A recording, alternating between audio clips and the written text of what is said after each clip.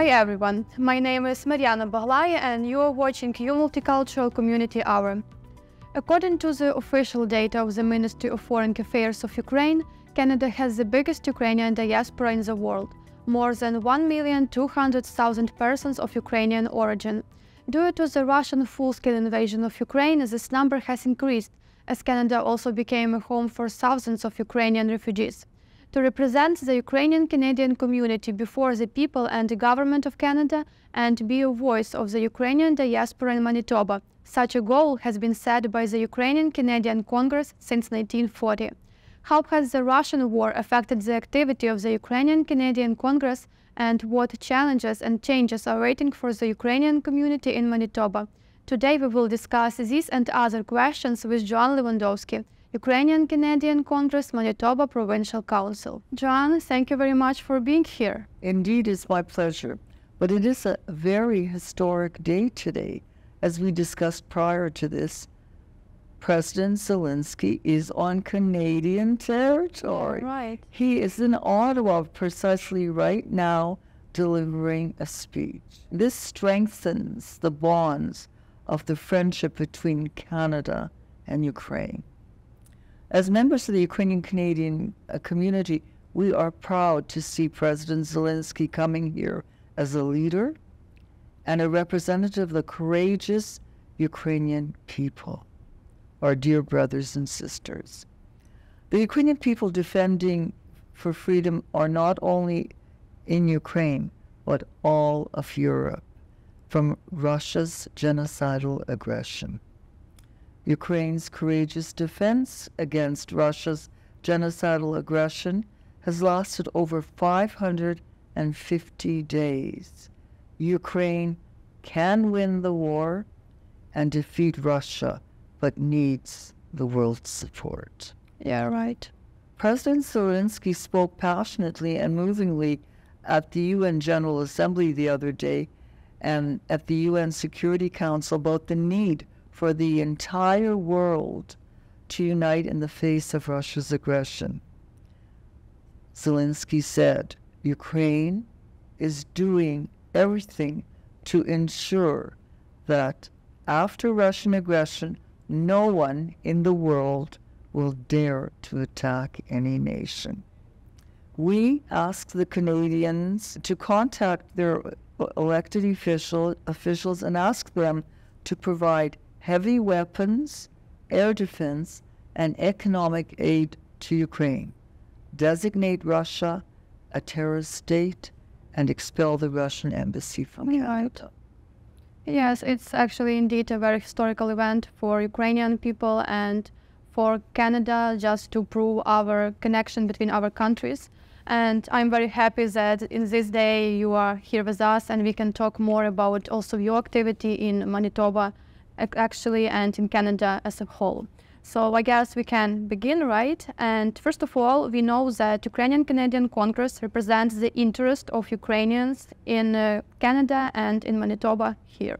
So can you acquaint our listeners with the role of the UCC on the national and provincial level and main tasks that you perform through your activity? As you know, every seventh person in Manitoba is of Ukrainian roots. Yeah, right. Also, per capita in Canada, Manitoba has the most number of Ukrainians. So we are truly a little Ukraine beyond Ukraine. Right. And as you know, 14% of the Kiwit people have come here to our province. Just some statistics about Kiwit. So as of August 19th, over 1,200,000 people have applied for a Kiwit application. Mm-hmm. Over 875,000 of them have been accepted, and 175,000 have already arrived. Pretty impressive numbers. Yeah, right. And probably we will see many more. Anyways, the Ukrainian Canadian Congress, Manitoba Provincial Council, is the voice of Manitoba's Ukrainian Canadian community. The UCC MPC brings together provincial and local Ukrainian Canadian organizations in Manitoba under one complete structure, and that is the structure of the Congress. As you may not be aware or are, every province has a provincial Congress. Right. However, we have a national one for all of Canada. And actually, it was started here in Manitoba 80 years ago. And we have a bureaucratic office in Ottawa, and we have the head office here in the Carpathia building on Main Street. Yeah. So Ukrainian Canadian Congress Manitoba Provincial Council represents the Ukrainian Canadian community in Manitoba before the people and government of the province. We work hand in hand with the provincial governments. It identifies and addresses the needs of the Ukrainian community to support development and enhancement of social, cultural fabric of the province. UCCMPC encourages and promotes linkages between Manitoba and Ukraine. The Council strives to be a proactive, united, and self-sustaining body that provides a high standard of leadership for Ukrainian Canadians here in Manitoba. It's mandated by its membership to coordinate activities that have been identified as priorities by the Ukrainian community here in Manitoba. And of course, we're going to talk about one of the priority, which is the Ukrainian Refugee Task Force, which has enabled the over 20-some thousand Ukrainians who've picked friendly Manitoba as their home. Yeah, right. And I just want to say, Manitobans have opened their hearts, they've opened their wallets, and they've opened their homes to welcome these people. And yes, for the past 18 months, we've been working here at the Ukrainian Canadian Congress doing these things for them. The objectives of UCCMPC is to act as an authoritative representative of the Ukrainian Canadian community before the people, as I said, in the government of Manitoba, and then nationally with the government of Canada. Mm-hmm. We plan, develop, and support activities amongst Ukrainian Canadian communities. We promote, develop, and preserve Ukrainian Canadian culture and Ukrainian language. We strengthen and coordinate the participation of Ukrainian Canadian community in Manitoba civil society. We promote the development of relations between Manitoba, Canada, and Ukraine, and we support the democratic, civil, economic, and state development of Ukraine. We are mandated by our membership. We have over 20 organizations that belong to act as a coordinating body for the Ukrainian Canadian community and its development in Manitoba. And to fulfill this mandate, we develop and promote an understanding of culture by sharing our heritage with other multicultural communities, such as we just celebrated Folklorama. Right. We encourage full participation of Ukrainian communities in Manitoba society. We represent the expressed opinions, aspirations, and needs of Ukrainian community organizations, groups, and individuals, and represent them, of course, before the Manitoba government and the media. We research, develop, and propose government policies which will have a positive impact on Ukrainian Canadian community. And finally, we recognize the work of the Ukrainian Canadian organizations and all the individuals who've made a significant contribution to the promotion and enhancement of Ukrainian Canadian community here in Manitoba. Just recently, we selected over 150 people on the celebration of Manitoba's 150th birthday. We selected 150 people and organizations that have made a big contribution to Manitoba.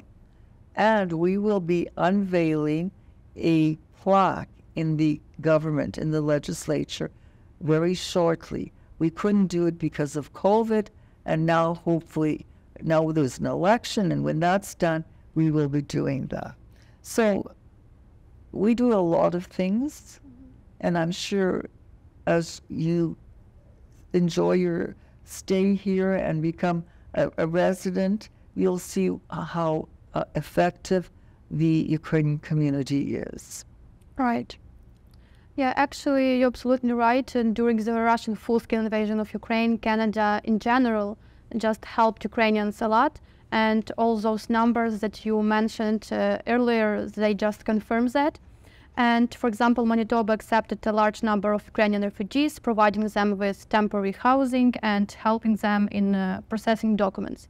So what role did the UCC play in the organization of aid to Ukrainians, like in front of Canadian government? How do you communicate with Canadian government? Well, when the war started, we got a call from the government, and we worked with them on a weekly basis, the ministers, the assistant deputy ministers, and their committee organizations. We started off with, of course, I'm sure you are aware that Manitoba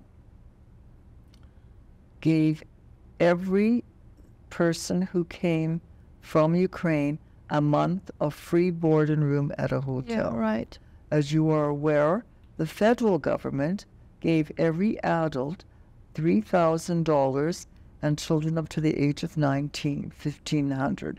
So they did have a start. This money wasn't given to them directly. It had to go through a bank. Mm-hmm. So they had to open up a bank account and that. So what did we do? Well, we started meeting every week, and then it went to bi-weekly, etc. The government set up a place called The Hub. It was at the Best Western Hotel. Mm-hmm. And I'm sure you saw when you arrived here at the airport, all the sunflowers and the welcome sign. So we had a welcome desk. Mm-hmm. We actually printed a brochure booklet with information in Ukrainian and English about things that are important to people who are arriving, things about schools, things about organizations, how to get a driver's license, how to find a place to live, all those things that make life a little easier.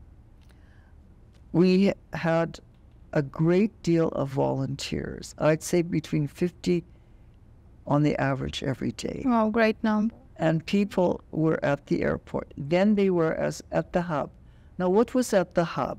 Well, at the hub was Ukrainian Canadian Congress had a table. You could get go to Service Canada, get your SIN number. Mm-hmm. You could go to Shared Health or the Manitoba Health program and get your medical number. These are all tools that you need when you arrive here. Yeah. You need the health card because if you got sick, you needed to use it. So there was a great deal of government agencies, and of course, we Ukrainians were there. So what else did we do? We did all kinds of programs.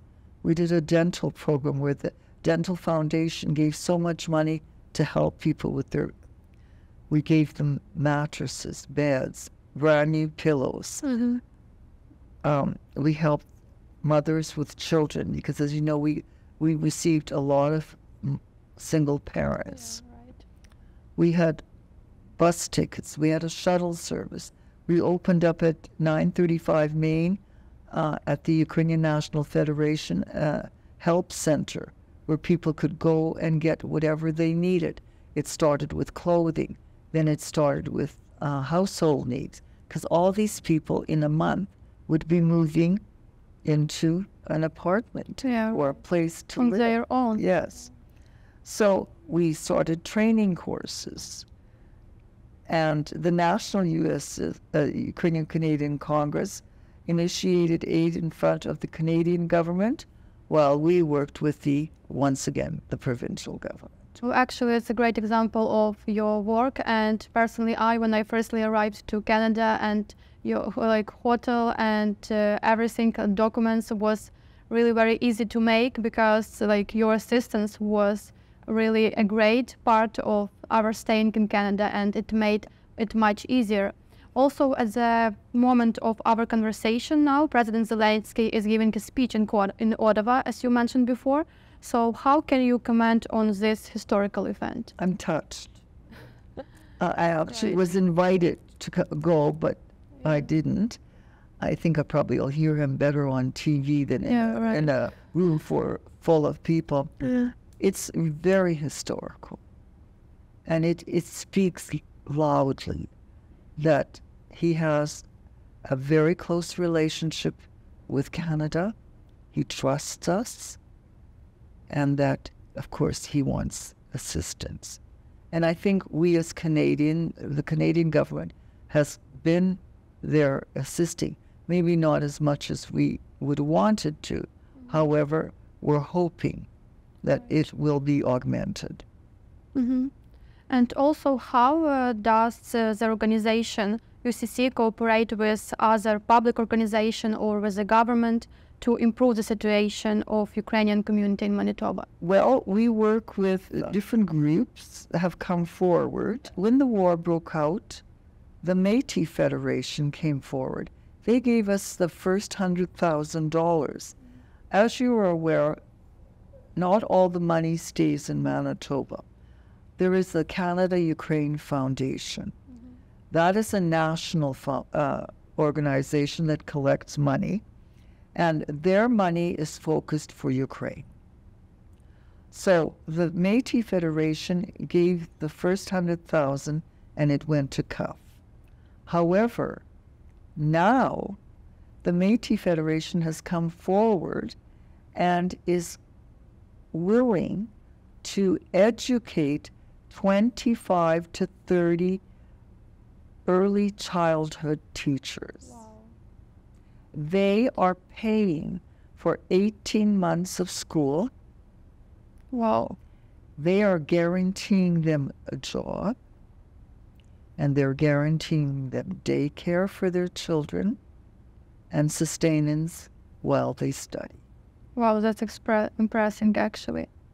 Then, as you may not be aware, but the Holy Family Nursing Home is run by an order of Ukrainian Catholic sisters, the Sister Servants of Mary Immaculate. They run the biggest nursing home here in the province. They will be starting a course for healthcare workers.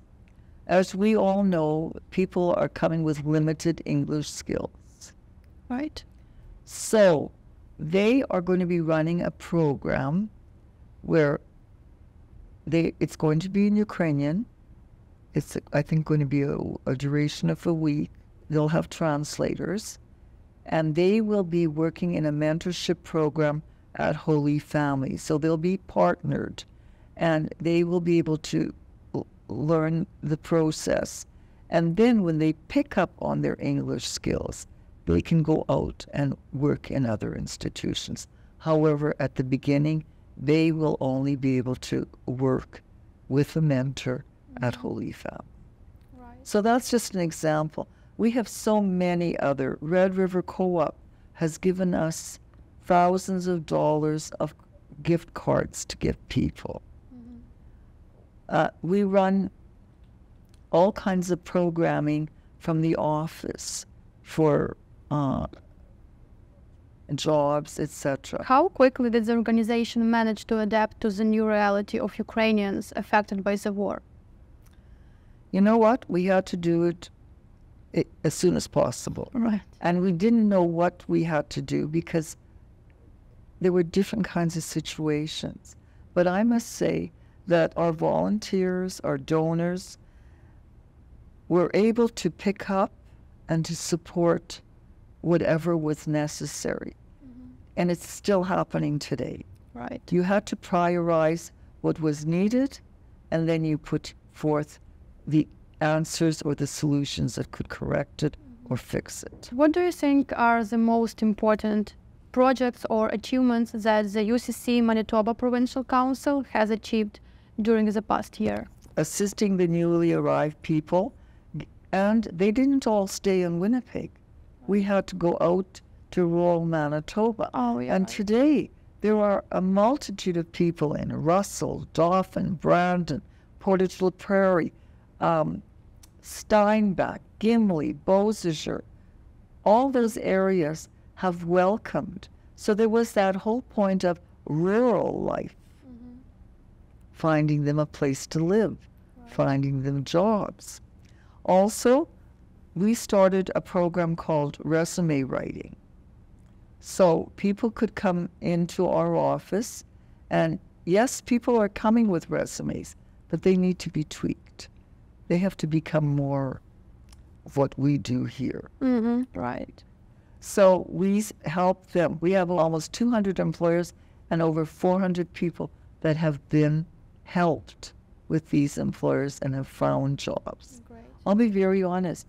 These employers come back and beg to hire Ukrainians because they're good workers. Oh, that's So very that's a nice thing to hear when they're coming back and say, I hired 3 Ukrainians, I want to hire 3 more. great. We're in the process of doing language classes. We've received some money from CUF and the government of Manitoba too. And as you know, there's a great need for these classes.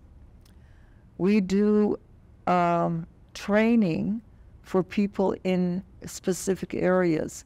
As an example, we have a lot of people who've come with educational backgrounds. In order for them to start in a school or an educational organization or venue, they need to have crisis management and first aid. We have supplied that. We have made it possible for them to get those certificates. We have now also probably trained 600 to 700 people with food handling certificates. In order to work in a restaurant, in order to work anywhere where there's food, you need to have a food handling certificate.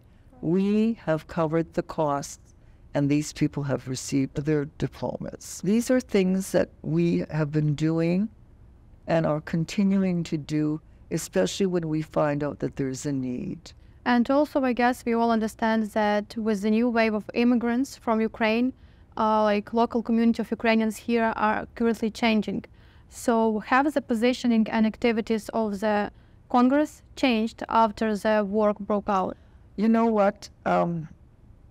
It has changed because we've had to go into rural Manitoba. Oh, yeah. We were mostly in the city, and now we have to go beyond the Winnipeg borders. So, you know, it's becoming a little bit more intense, and it's a little difficult because we're mainly here, but we are now opening up the communities with UCC beyond Winnipeg. And also now Ukrainian culture and of course Ukraine itself needs support and popularization more than ever. So are there any main tasks and maybe initiatives that the UCC Manitoba Provincial Council is currently working on? I think we'd like to maintain the organizations we have and expand their borders so that they can initiate the needs of the people in their communities. And also at the same time, unfortunately, the war in Ukraine is still going on. So do you have any plans and maybe ideas aimed at the long-term support of Ukrainians, maybe not even in Canada, but also those who are still in Ukraine and maybe are thinking about going to Canada in the future? Well, you know what? As a matter of fact, we had a strategic planning session with our board so that we could go beyond our needs and prioritize what we felt was needed. And it was not easy because we had to think the whole province, not just our little city of Winnipeg. So our priorities were English language classes, fundraising, because, you know, when you go into the rural and you start, you need some funds. Volunteer coordination. As you know, people who are coming here from Ukraine are not quite open to volunteering. It was not a way of life in Ukraine. Here, the war, we survived by it. Yeah. So it's something that we're all aware that we have to incorporate them and integrate them into our society, into our community organization, into our church communities, And and you know what? They're coming out. They are volunteering. I've seen it at the church level. I've seen it at the community level. As the Folklorama was a great situation where people came. No one asked you who you are, what you are. Everyone was Ukrainian. We didn't care if you just came or you were born here. You were part of the community that sponsored the Ukrainian Pavilion, and you took pride in it. We also spoke in our strategic planning about the expansion of the rural needs, strengthening our relationship with NGOs, with government and other community organizations, and, just support the newcomers who've come. Because, you know what, they don't all need the same things, but they all need something. And it's to identify the something that they need. And should Ukrainians expect maybe new assistance programs in the future? Always need to do something new. However, I think as the need arrives, we will fix it somehow. And as we know, the war is not ending, and we will be facing a lot of other challenges. Like right now, people are concerned about becoming permanent residents. Right. It's a new thing in their life. They now have spent enough time where they can apply for it. It's a whole new world. And also you mentioned about volunteering, that in Canada it's a very common thing, and for Ukrainians it was like something new. So how generally united were volunteers during the first days of the world for Ukrainian community, for those Ukrainians who just have arrived in Canada, and how united were people in order to assist them, to help them? As you know, our community has been very welcoming to the new arrivals, and yes, their families are facing new challenges, but our community has volunteered and encouraged everyone to participate and become a part of their life, mentor them, help them. School just started. Right. So I know a lot of people actually helped people register their children in school, make sure that they had the right program. We have the Manitoba Parents for Ukrainian Education. They gave out thousands of backpacks with things for children to have to start school. So, whenever there's a situation that needs something, we're there. We just celebrated Independence Day. It was a great success. And you know why? It was all focused on the newcomers. It was their time to shine. All the performers were newcomers from Ukraine. We didn't have our normal Canadian-born performers. They performed at Folklorama, but at Independence, the stage belonged to the newcomers.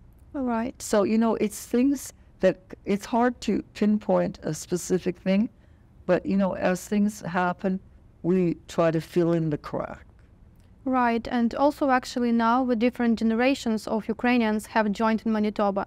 And for example, those who moved to Canada a long time ago, and those who were forced to leave Ukraine due to the war. And what are the main challenges facing the Ukrainian community in Manitoba today, and how is your organization trying to solve them? I don't think there's a solution.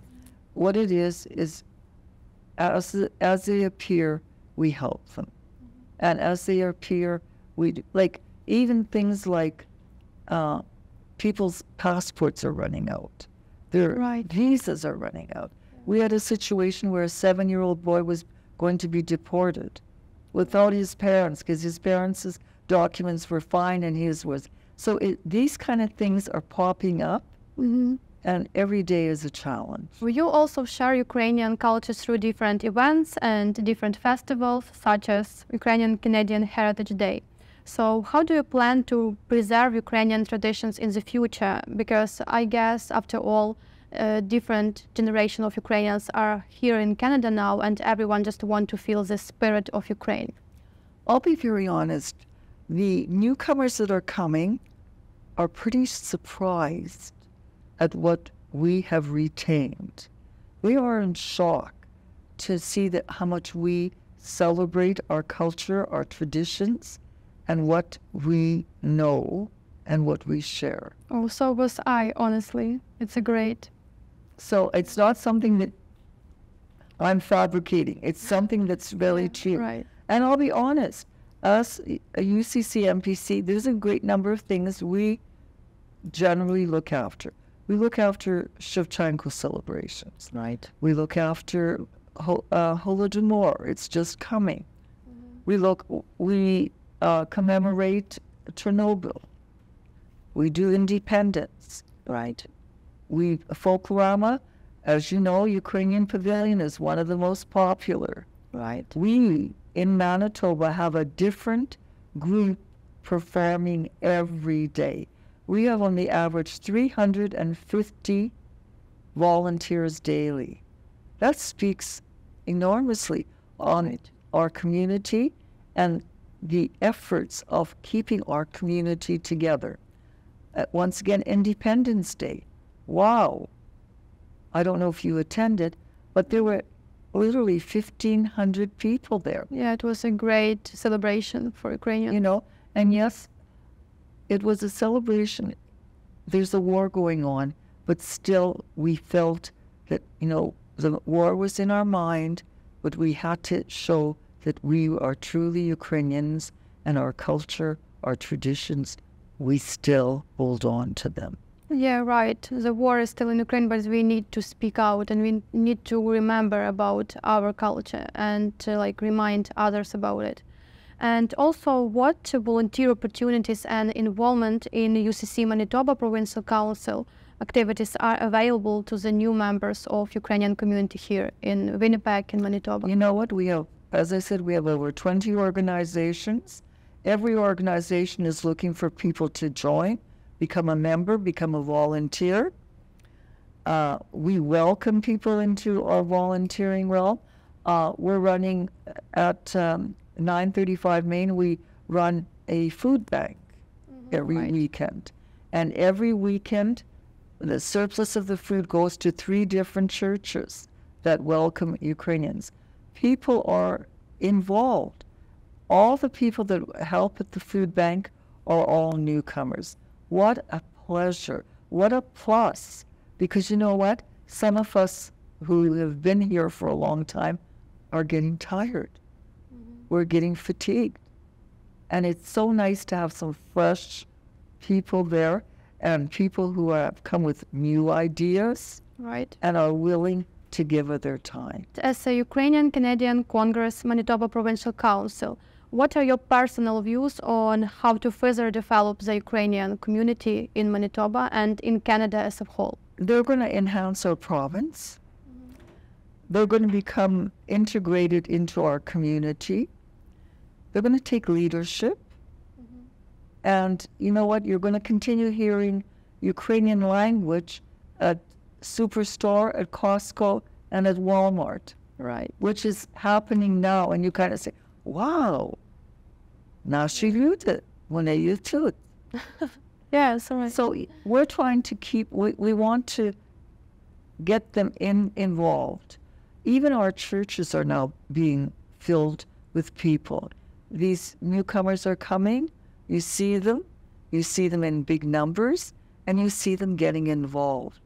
So I think there is that happening, and you're going to see more of it, because still a lot of them are new, and a lot of them are still trying to work at 2 or 3 jobs to make ends meet. Right. A lot of them are here without their husbands, so they need daycare and they need assistance. But there's light at the end of the tunnel, and the future looks great. Great. And how do you see Ukrainian community in the future here in Manitoba? Expanding by leaps and bounds, growing. Great. Like the bilingual schools are filled. And even in the English schools, there's 50, 60 Ukrainian students in a great number of these schools. Wow.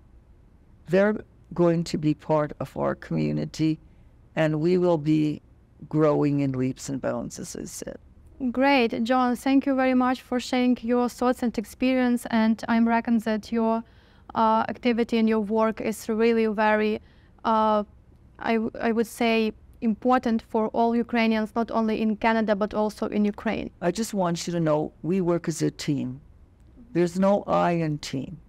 We all work together. We all share our concerns because we want a better life for our brothers and sisters who have chosen friendly Manitoba as their new home. Well, thank you again very much, and it was my pleasure to talk to you and have you here today. Indeed, it was my pleasure to share it with you. Thank you. Thank you, and thank you to our listeners who were with us today. And if you like this episode, don't forget to subscribe, like, and share, and see you in upcoming episodes. Bye.